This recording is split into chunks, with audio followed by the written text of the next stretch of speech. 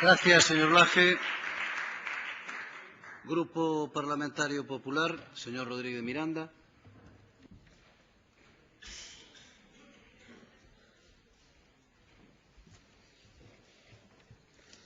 Gracias, señor presidente. Bos días de novo, señoras deputadas e señores deputados.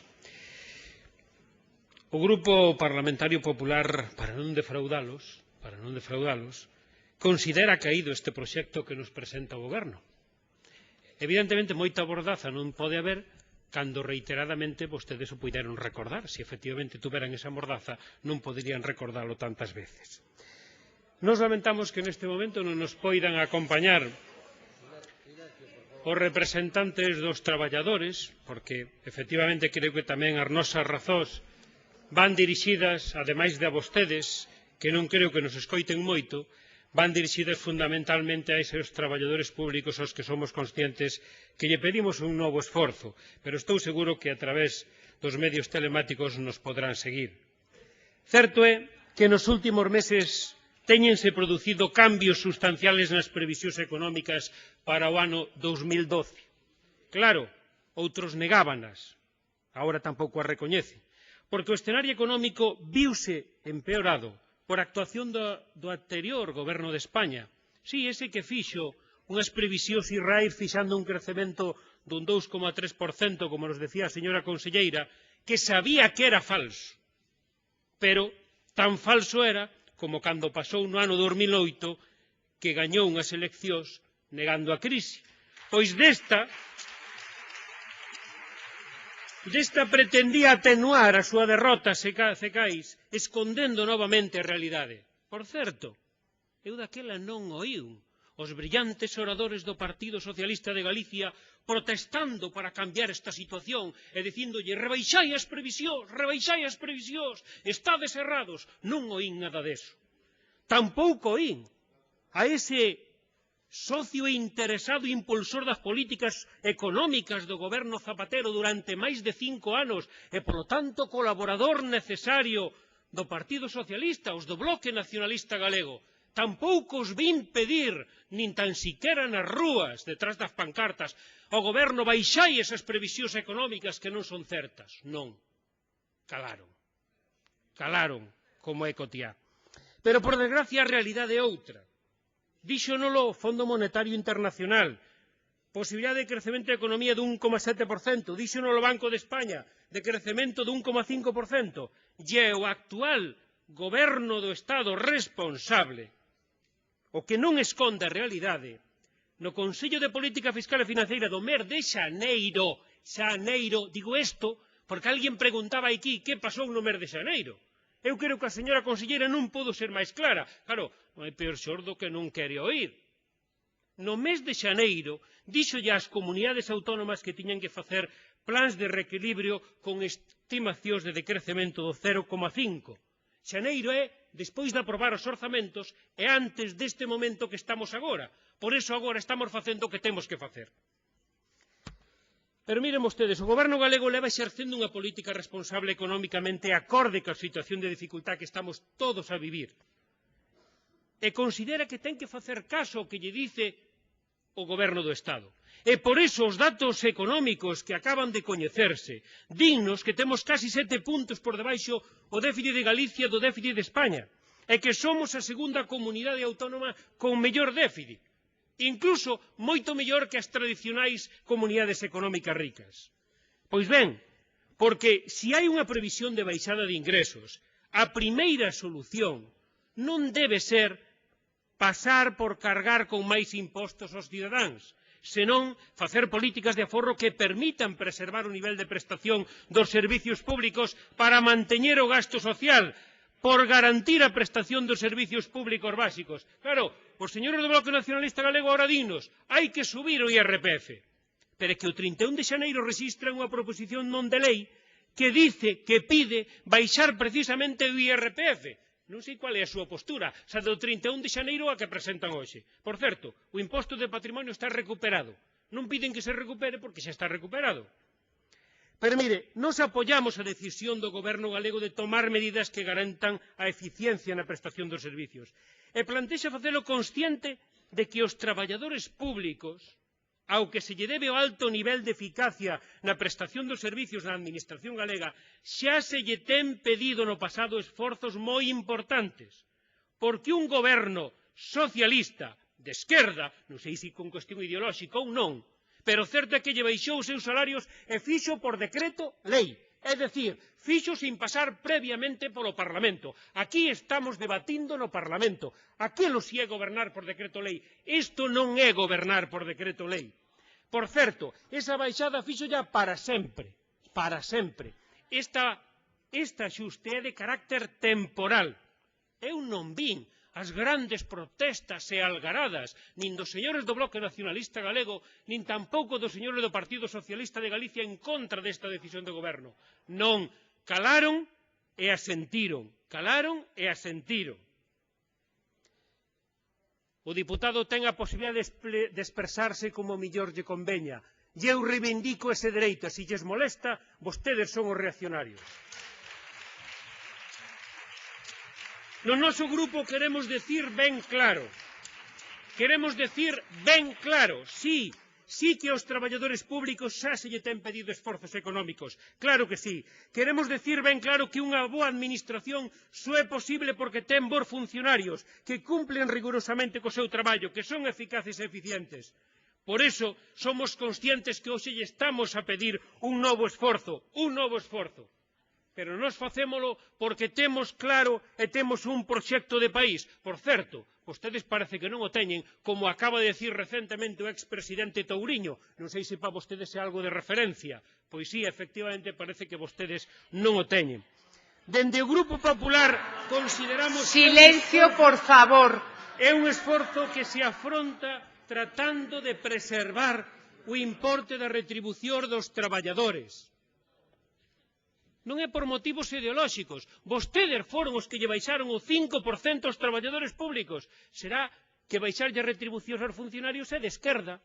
Bueno, pois manteñerdas será que é de dereitas.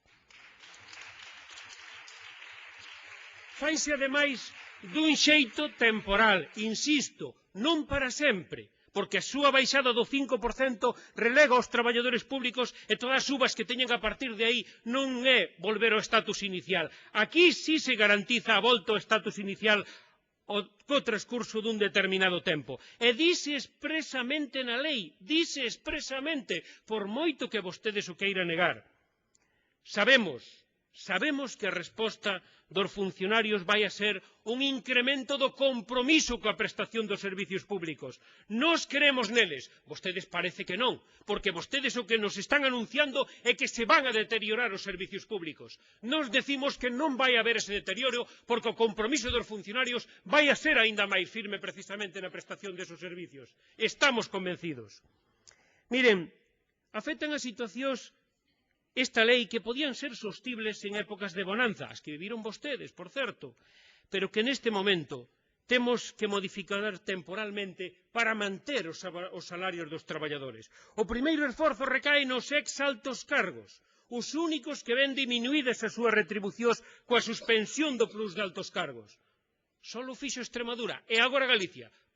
Vostedes protestaron moito, propuxeron moito, pero cando gobernaran non adoptaron esta medida. Tamén se toma unha decisión respecto aos órganos directivos, que parece que a vostedes lle molesta. Pois sí, o Consello da Xunta vai a revisar as súas retribucións, as súas asistencias. Vostedes non o fixeron. Este goberno sí o está planteando. Todas as medidas aprobadas xa están implantadas noutras comunidades autónomas. Por certo, non na primeira legislatura, como dicía o Bloque Nacionalista Galego, e non sei se o fixeron por motivos ideolóxicos, como dicían vostedes. Falo do País Vasco, gobernado por o Partido Socialista, ou falo de Navarra, cogobernada por o Partido Socialista, ou falo de Cataluña, cun goberno nacionalista, socios noutra época en procesos electorales dos nacionalistas galegos. Mais, en Cataluña, mesmo lle rebaixaron o 3% a maiores aos traballadores públicos. Pois ben, pola importante reducción que se ten levado a cabo na Administración galega. Creo que esta medida que agora se propón é crible, porque se reduciu un 90% a estructura periférica da Administración, un 30% os gastos en asesores, un 50% o número de altos cargos e mesmo un 40% o número de consellerías. No caso da Administración periférica que vostedes tanto teiman, o certo é que vostedes tiñan 52 delegados e nós temos 5, só 5, e iso significa reducir un 90%, e iso significa aforrar 30 millóns de euros nunha legislatura. Esa é a realidade, máis de predicar, dar trigo, esa é a realidade. Pero miren, tamén se levou a cabo unha reducción no exterior. Aquí vostedes falan de algo de Miami con os datos absolutamente falsos, por certo. Si foran certos, foi un contrato formalizado por a Consellería de Industria do Goberno bipartito. Vostedes saberán. É que non remata ata o ano 2013 e rachalo significaría gastar máis do que hai que pagar. Vostedes verán, critiquen si queren, pero esa é a realidade. Mire, a realidade é que este Goberno, en dúas delegacións que poden servir de exemplo, como foi Bos Aires e Montevideo, vostedes tiñan nos orzamentos do ano 2009 292.000 euros. Sabe canto ten agora este Goberno? 70.000 euros. Esa é a realidade de dúas formas de facer políticas distintas e de aplicar os cartos realmente a quen lle fan falta. 2 plans de avaliación de organismos dependentes. Ao final da legislatura unha reducción do 50%. Por certo, que poñen en tela de xuízo a colaboración da Administración cos agentes sociais. Esa colaboración que evidentemente é económica e que vai a destinada á formación dos traballadores en xeral, de todo o sector, non do sector público, do ámbito xeral. Esa colaboración que implica aportacións económicas tanto ás organizacións sindicales como ás empresariales. E vostedes poñen en tela de xuízo. Que pretenden vostedes? Que entonces se quiten esas axudas á formación dos traballadores para que os traballadores non se poidan formar? Esa é a maneira que vostedes pensan que se loita contra o desemprego? Esa é a súa proposta? Esa é a proposta de esquerdas? A nosa, desde logo, non o é. Miren, vostedes critican falta de negociación cas organizacións sindicais. Eu só quero utilizar un dato obxectivo. A Administración chegou ás organizacións sindicales con unha proposta e por 3 veces se sentou cas organizacións sindicales. As organizacións sindicales declinaron presentar ningún tipo de proposta alternativa. Nós respetamos esa actitud, pero evidentemente non podemos compartila. Nós entendemos que sí houbo interés de negociar e, de feito, este proxecto foi modulado e veu con mellora respecto do texto orixinal. Neste proxecto que vostedes dicen que ven sin informe do CES, pois evidentemente vostedes sabrán cando trouxeron 20 leis a este Parlamento sin informe do CES. Por certo, lei de transparencia, ou a lei de policía, ou a lei de prevención de incendios forestales, que o señor Suárez Canal seguramente lle sonará. Veu sin informe do CES. Por qué? Porque hai a posibilidade de que poida vir e hai os informes pertinentes que o acrediten. Unha lei tremendamente extensa esta, moi extensa. Unha lei con 8 artigos e 3 disposicións, tremendamente extensa. Mire, excusas de malas pagadores.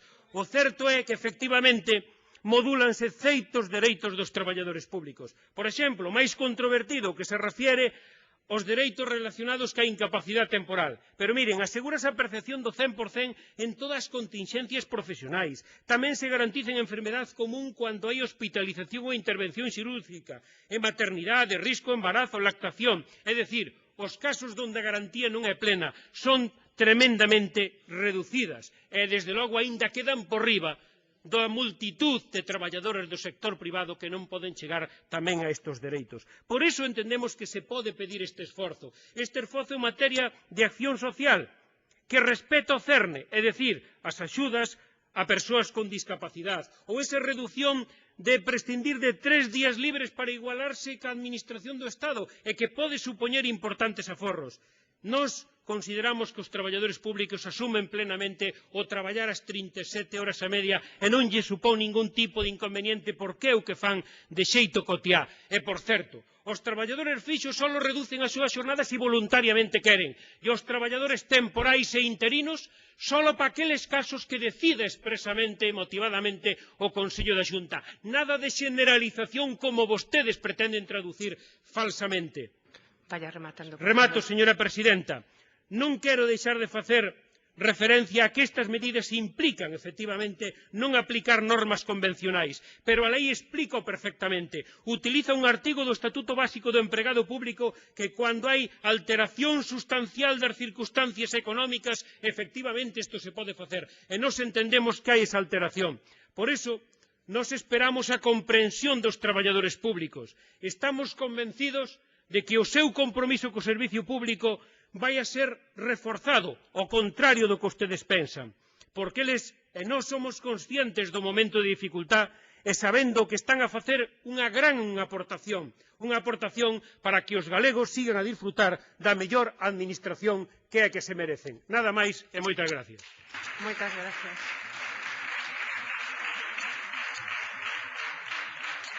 Rolda de réplica dos grupos parlamentarios